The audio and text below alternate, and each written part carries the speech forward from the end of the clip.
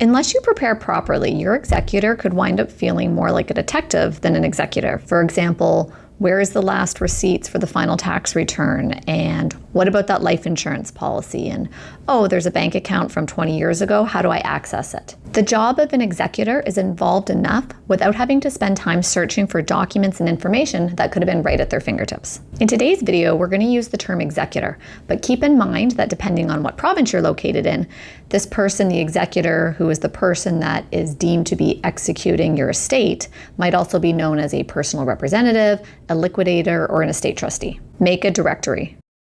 Whether you do it electronically or on paper, first create a list of all the information that your executor might need.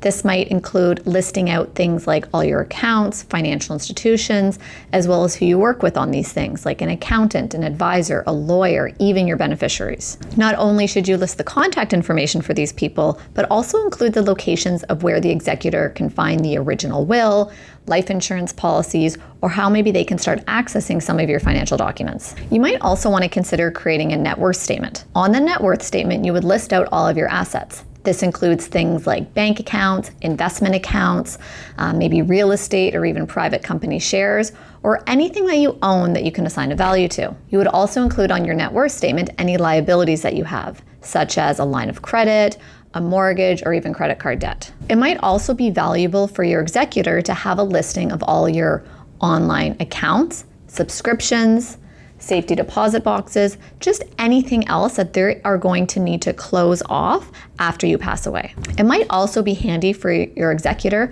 to have your bank account information, any safety deposit boxes that you have, any subscriptions or online passwords, so that they can go and close off these accounts or know where to access certain valuables. Explain your decisions.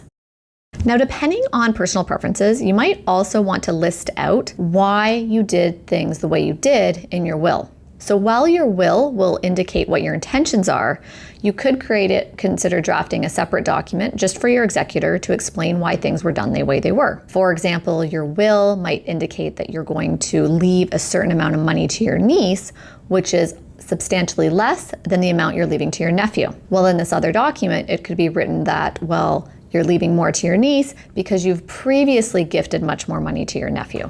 And so through the will, you plan to equalize things. Of course, there's probably information that you don't necessarily want your executor to know today, and that's totally fine. The goal here is just to make your executor's life easier when you do pass away and they're administering your estate. So share any information that you think would be helpful for them in the future. Communicate funeral plans.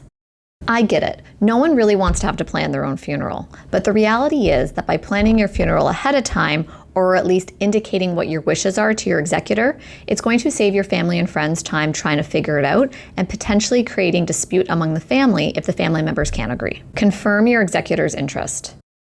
If the person you've elected to be your executor has never acted as an executor before, they might not know what's involved. By going through the process of preparing the executor, it might give them a bit of a taste of what it will be like to actually act as the executor.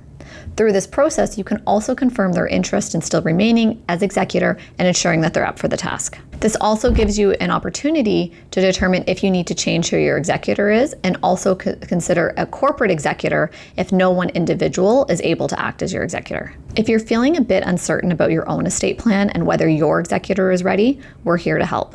Please feel free to schedule a complimentary consultation with us using the link below, and we'll be happy to walk you through a second opinion of your estate plan. If you enjoyed this video, be sure to check out our website for more information like this. Be sure to subscribe, and thank you for watching.